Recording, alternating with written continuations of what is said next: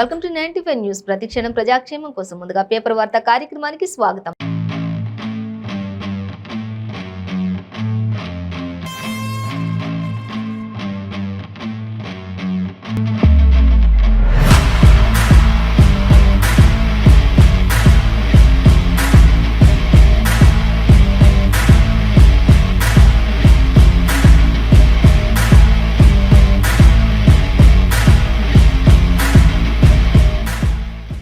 ఈ రోజు మన ముందు ఆంధ్రజ్యోతి, వెలుగు, నమస్తే తెలంగాణ దినపత్రికలు ఉన్నాయి. ఏ దినపత్రికలో ఏ వార్తలు ఉన్నాయి అనేది మనం మొదటిగా చూసుకున్నట్లయితే ఫస్ట్ వచ్చేసి మనం ఆంధ్రజ్యోతి దినపత్రిక చూసుకుందాం. ఆంధ్రజ్యోతి దినపత్రిక చూసినట్లయితే మనకి ప్రధానంగా ఇచ్చిన వార్త అంటే శ్రీవారి సేవలో షారుఖ్ ఖాన్ అంటూ మనకి ఇవ్వడం జరుగుతుంది. ఇంకా వారితో పాటుగా కుటుంబ సమేతంగా షారుఖ్ ఖాన్ అక్కడ శ్రీవారిని దర్శించుకున్నారు తిరుమలలో అంటూ మనకి ఇచ్చారు. అలాగే ఇంకా షారుఖ్తో పాటుగా ఇంకా ఇతరత్ర హీరోలు, హీరోయిన్స్ కూడా వచ్చారు అనేది కూడా మనకి మెన్షన్ చేశారు. సో అవన్నీ కూడా డీటెయిల్స్ చూద్దాం. అలాగే నెక్స్ట్ చూసినట్లయితే ఇక ఇండియా ఇక భారత్ అంటూ ఇచ్చారు. దానికి సంబంధించి డీటెయిల్స్ చూస్తే పేరు మార్చాలని మోదీ సర్కార్ నిర్ణయం తీసుకుందా ఏంటి అంటూ ఒక క్వశ్చన్ మార్క్ పెట్టారు. అంటే దానికి కారణాలు లేకపోలేదు. G20 ఆహ్వాన పత్రికలో రాష్ట్రపతిని ప్రెసిడెంట్ ఆఫ్ భారత్గా ప్రస్తావన చేయటమే ఈ యొక్క ప్రస్తావనకి గల కారణం అంటూ కూడా మనకి ఇక్కడ తెలుస్తూ ఉంది. సో దానికి సంబంధించి కూడా డీటెయిల్స్ చూద్దాం. ఇంకా అలాగే ఇక 6 గంటల్లోనే 20 సెంటీమీటర్ల వర్షపాతం నమోదైంది. ఇక మియాపూర్ను ముంచెత్తిన కుండపోత వాన. అక్కడ రహదారిని జనావాసాలంతా కూడా నడుచుకుంటూ ట్రాఫిక్ జామ్ ఎప్పుడు కూడా రద్దీగా ఉండే ఆ ప్రాంతం, మెట్రో స్టేషన్ దగ్గర ఉండేటటువంటి ఆ ప్రాంతం అంతా కూడా ఒక చెరువుని తలపిస్తూ ఆ పిల్లర్ కూడా హాఫ్ పిల్లర్ల వరకు కూడా మునిగిపోయినటువంటి రోడ్ల రహదారులన్నీ కూడా ఆ పరిస్థితి అంతా కూడా మనకి ఇక్కడ చూపిస్తున్నారు. ఒక చెరువు అంటే నమ్మొచ్చు, ఆ విధంగా చెరువుని తలపిస్తున్నటువంటి ఆ యొక్క ప్రాంతం అంటూ కూడా మనకి ఇవ్వడం జరుగుతుంది. 6 గంటల్లో 20 సెంటీమీటర్ల వర్షపాతం నమోదైంది. మియాపూర్ మొత్తం కూడా కుండపోత వానతోటి ముంచెత్తింది అంటూ కూడా మనకి ఇవ్వడం జరుగుతుంది. సో వాటికి సంబంధించి డీటెయిల్స్ చూద్దాం. ఇంకా అలాగే మరొక వార్త చూస్తే ఇక శశికళకు అరెస్ట్ వారెంట్ వచ్చింది అంటూ జైల్లోని వసతులకు లంచం ఇస్తూ ఉన్నారు అంటూ మనకి ఇక్కడ ఇవ్వడం జరుగుతుంది. ఇక 3 ఏళ్ల లోపు పిల్లలు బడిక అది చట్ట విరుద్ధం అంటూ కూడా మనకి ఇక్కడ ఒక వార్త అయితే సంచలనంగా ఇచ్చారు. ఇంతకు ముందు చూసుకున్నట్లయితే 5 years వరకు పిల్లల్ని ఇక్కడ కూడా నర్సరీలో కూడా వేసేవారు కాదు. కానీ ఇప్పుడైతే ఒక 2.5 years కూడా స్కూల్స్లో వేస్తున్నటువంటి పరిస్థితి నెలకొంటుంది. 3 yearsకే నర్సరీ అని చెప్పేసి, లేకపోతే వాళ్ళకి అలవాటు అవుతుందని చెప్పేసి చిన్న చిన్న స్కూల్స్లో, ఇంటి పక్కన ప్రైమరీ స్కూల్స్ ఇలాంటి వాటికి పంపిస్తూ ఉన్నారు. కాబట్టి ఇక నుంచి అలా కుదరదు, అది చట్ట విరుద్ధం అంటూ కూడా పిల్లల్ని ఒకవేళ 3 years లోపే పిల్లల్ని స్కూల్కి పంపిస్తున్నారు, అది చట్ట విరుద్ధం అంటూ కూడా ఇక్కడ మనకి ఇవ్వడం జరుగుతుంది. సో దానికి సంబంధించి కూడా మనం అన్ని డీటెయిల్స్గా చూద్దాం. అలాగే ఇక మెగా డిఎస్సి పోయి మినీ డిఎస్సి వచ్చే అంటూ మనకు ఒక వార్త అయితే సంచలనంగా వచ్చింది. రాష్ట్రంలో 19,000 దాకా కూడా ఖాళీగా ఉన్నటువంటి టీచర్ పోస్టులన్నీ కూడా భర్తీకి నోటిఫికేషన్స్ విడుదల చేశారు అనేది అయితే మనకి ఇవ్వడం జరుగుతుంది. సో వాటికి సంబంధించి మరిన్ని డీటెయిల్స్ కూడా ఇచ్చారు, చూద్దాం అవన్నీ కూడా మనం. ఫస్ట్ అంటే మనం హెడ్లైన్స్ చూసుకుంటూ ఉన్నాం ఏమేమి ఇచ్చారు అనే దానికి సంబంధించి. ఇంకా అలాగే 10 లక్షల మందితో కాంగ్రెస్ బహిరంగ సభ అంటూ 17న పరేడ్ గ్రౌండ్లో అంటూ కూడా మనకి రేవంత్ రెడ్డి స్పష్టం చేస్తూ ఉన్నారు. సో అక్కడికి వచ్చేటటువంటి ముఖ్య అతిథులు ఎవరు ఏంటి అనేది కూడా మనం తెలుసుకుందాం. సో మొదటిగా చూసుకున్నట్లయితే ఫస్ట్ శ్రీవారి సేవలో షారుఖ్ ఖాన్ అంటూ కుటుంబ సమేతంగా ఆయన శ్రీవారిని దర్శించుకున్నారు అనేది మనకి ఇక్కడ ఇచ్చారు. సో అలాగే వారితో పాటుగా ఇంకా కుమార్తె సుహానాతో పాటు కలిసి సుప్రభాత సేవలో పాల్గొన్నటువంటి షారుఖ్ ఖాన్, ఇంకా వీరితో పాటుగా నయనతార, విఘ్నేష్ శివన్ దంపతులు కూడా అక్కడ శ్రీవారిని దర్శించుకున్నారు, వారి మొక్కులు చెల్లించుకున్నారు అనేది కూడా మనకి ఇక్కడ క్లియర్గా మెన్షన్ చేశారు. సో వాటికి సంబంధించి కూడా మనం ఇంకా మరిన్ని డీటెయిల్స్ కావాలంటే మనం ఇంకా 7th పేజీలో చూడొచ్చు, 14th పేజీలో మూవీ పేజీలో కూడా చూడొచ్చు.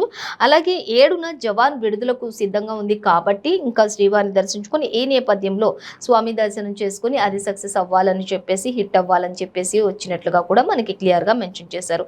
ఏదేమి అయినప్పటికీ కూడా ఇంకా శ్రీవారి సేవలో షారుఖ్ ఖాన్ కుటుంబ సమేతంగా, అలాగే నయనతార దంపతులు కూడా కుటుంబ సమేతంగా వచ్చి శ్రీవారి సేవలో పాల్గొని మొక్కులు చెల్లించుకున్నారు అనేది మనకి క్లియర్గా మెన్షన్ చేశారు. ఫస్ట్ ప్రధాన హెడ్లైన్ ఇచ్చారు, అది దానికి సంబంధించిన డీటెయిల్స్ ఇవి.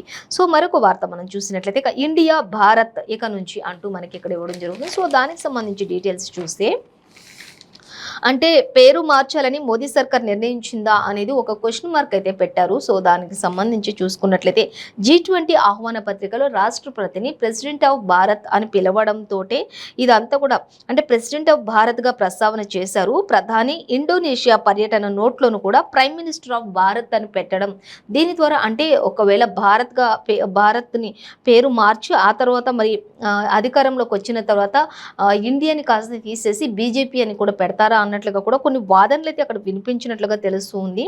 సో అలాగే పేరు మార్పుపై పార్లమెంటులో బిల్లు సాధారణ మెజారిటీతో సవరిస్తే చాలు అంటూ కూడా మనకి ఇక్కడ ఇవ్వడం జరుగుతుంది.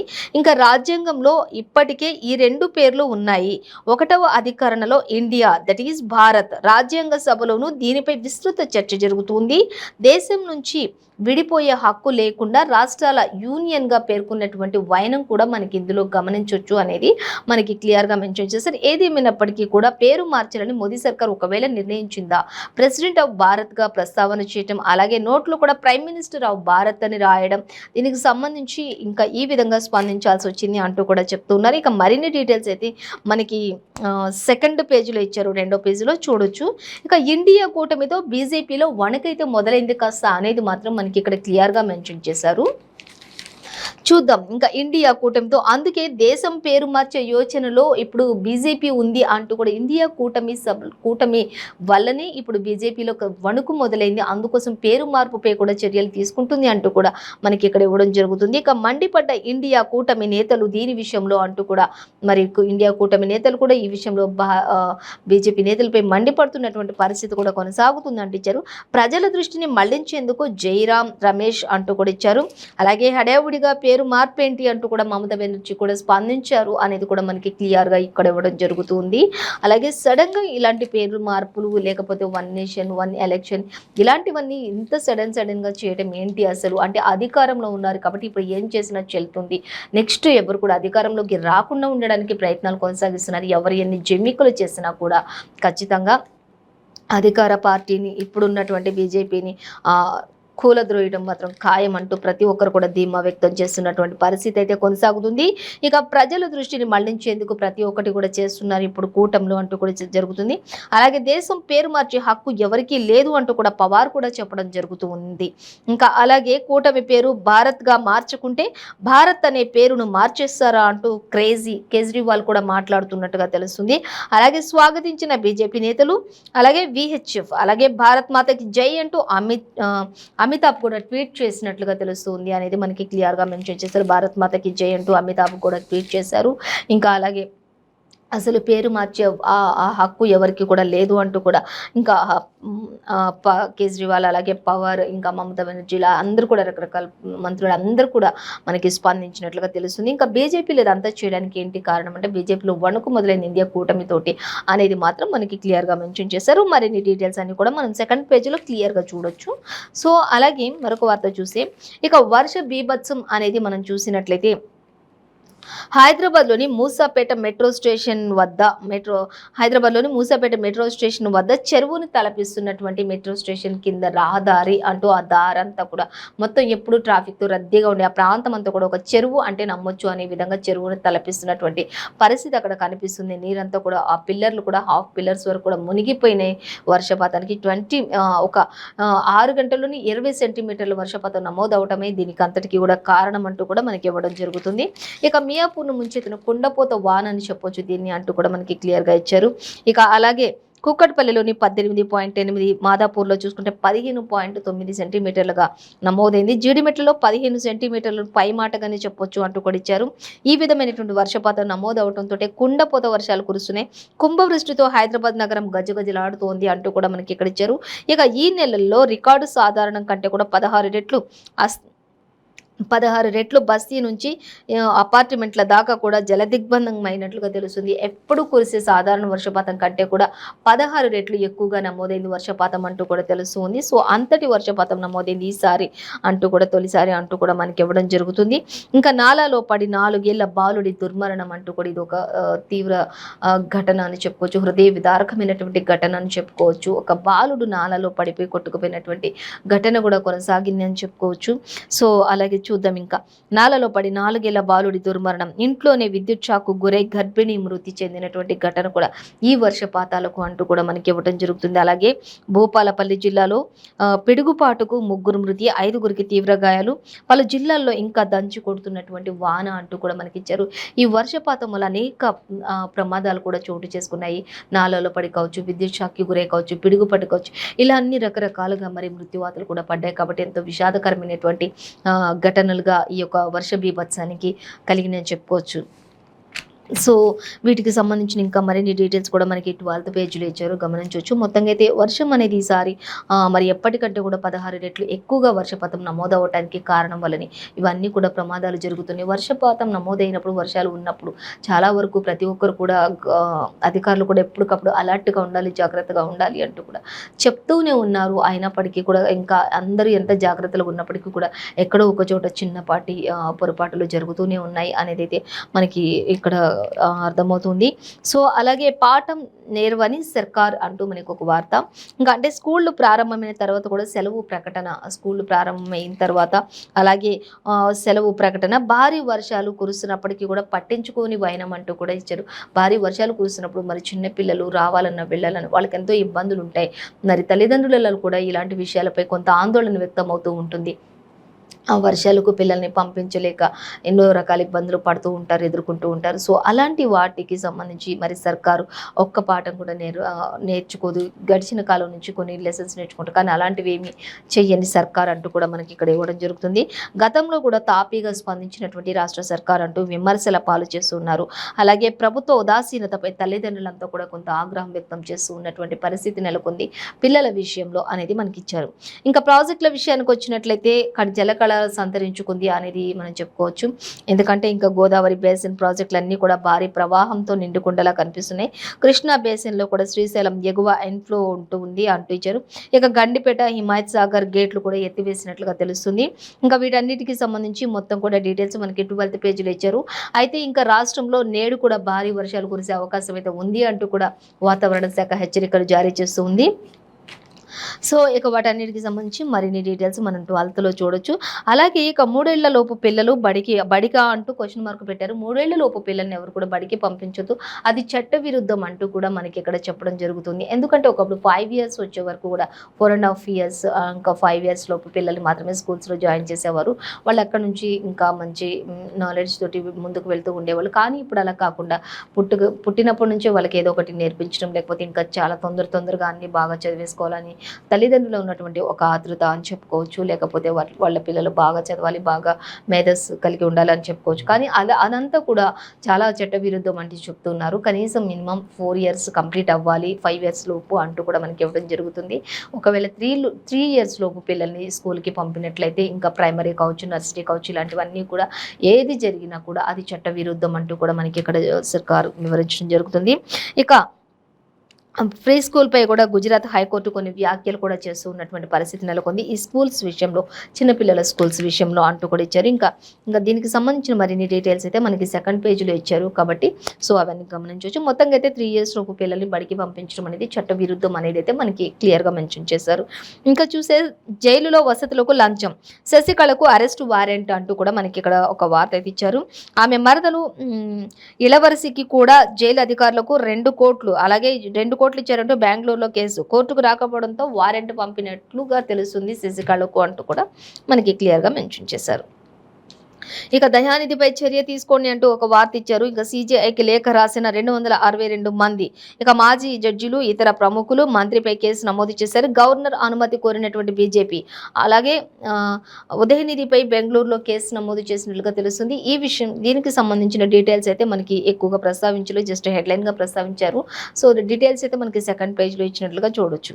ఇంకా అలాగే ఇక రాష్ట్రంలో చూసుకున్నట్లయితే 1040 కోట్ల పెట్టుబడులు అగ్నిమాపక సామాగ్రి తయారీలో, అలాగే నాఫ్కో 700 కోట్ల పెట్టుబడులు పెడుతూ ఉన్నారు. దీనికి సంబంధించి నేడు మంత్రి కేటీఆర్ హైదరాబాద్కి రాక జరుగుతుంది. ఆయన విదేశాల పర్యటన ముగించుకుని అక్కడ అన్ని కూడా పెట్టుబడులు పెట్టటకు, మరి విదేశీ పెట్టుబడులు అందరూ కూడా ఇక్కడ హైదరాబాద్లో పెట్టుబడులు పెట్టడానికి ఆయన ఒప్పందాలు కుదుర్చుకుని మరి అక్కడంతా కూడా మాట్లాడి తిరిగి ఆయన మరి ఇండియా ప్రయాణం అయ్యారు అంటూ కూడా హైదరాబాద్కి రాక అంటూ కూడా చెప్తూ ఉన్నారు.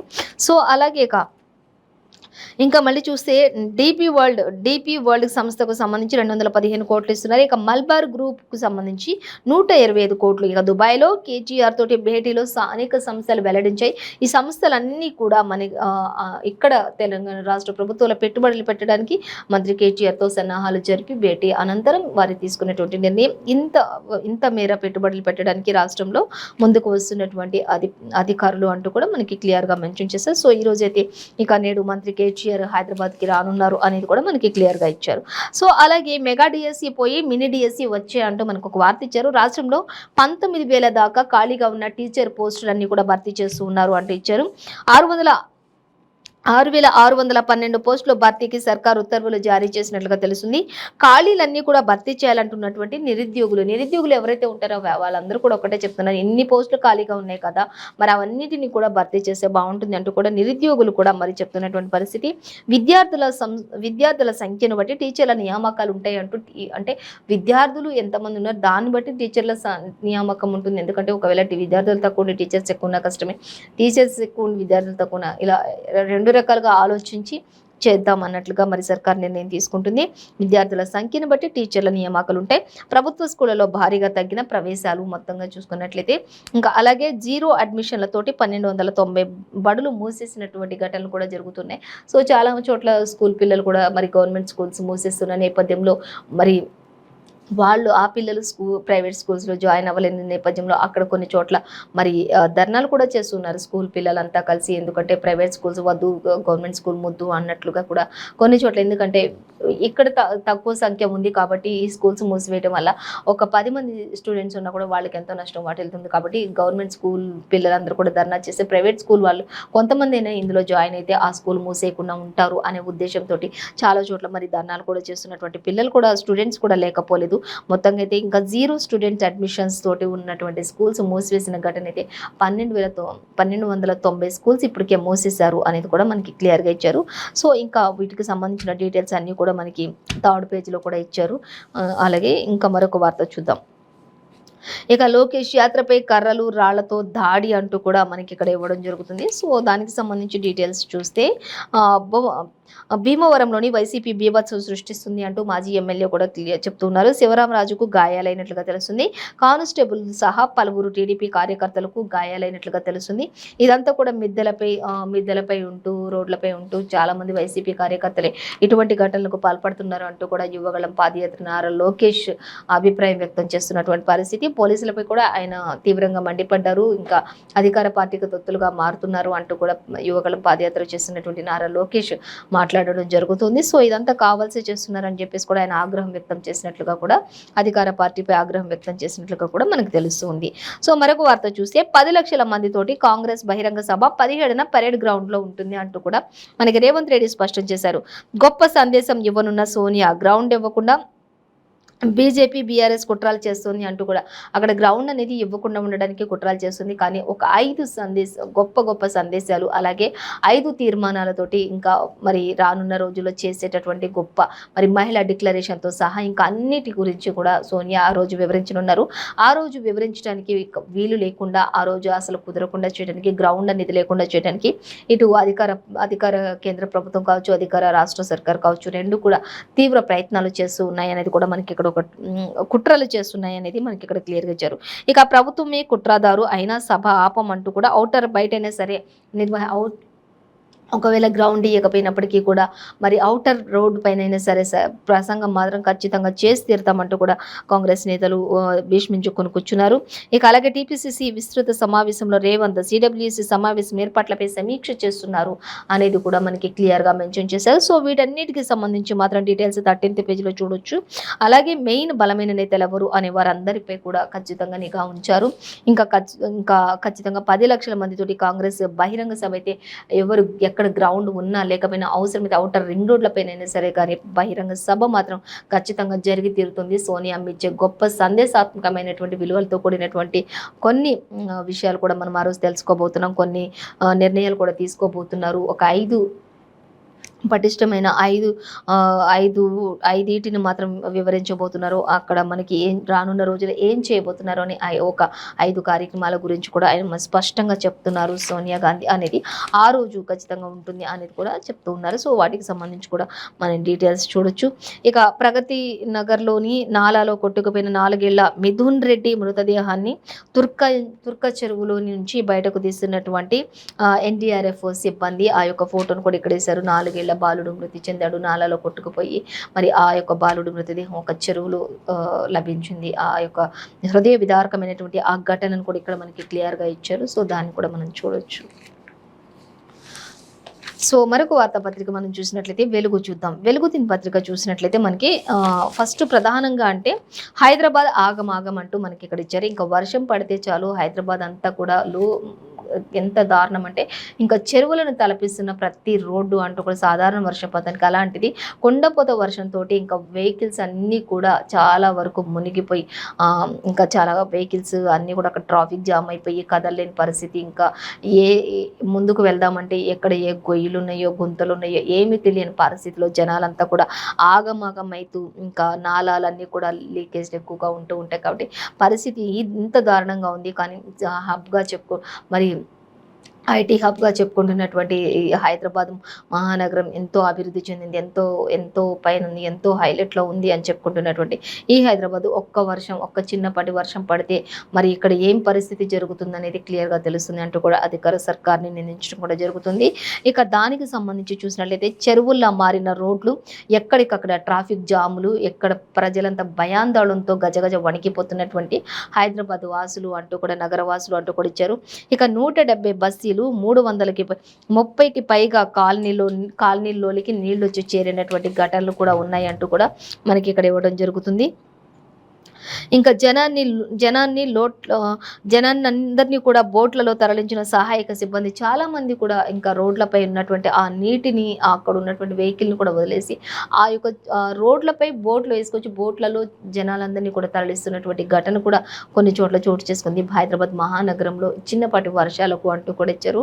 ఇంకా వీటికి సంబంధించి ఇంకా మరిన్ని డీటెయిల్స్ కూడా మనం సెకండ్ పేజ్లో చూడొచ్చు. మొత్తంగా అయితే వర్షం పడిందంటే తెలంగాణ రాష్ట్ర ప్రభుత్వం మాత్రం హైదరాబాద్ మాత్రం ముఖ్యంగా చాలా దారుణమైన పరిస్థితిలో ఉంటుంది అనేది అయితే క్లియర్గా మెన్షన్ చేశారు. సో మనకి ఈరోజు ఇంకా ప్రతి పేపర్లో కూడా అన్నీ కూడా యాస్టీస్గానే ఇచ్చారు. సో ఇదండి ఇవాళ పేపర్ వార్త కార్యక్రమం విశేషాలు. మరో పేపర్ వార్త కార్యక్రమంతో మళ్ళీ రేపు కలుసుకుందాం. అంతవరకు చూస్తూనే ఉండండి 95 న్యూస్.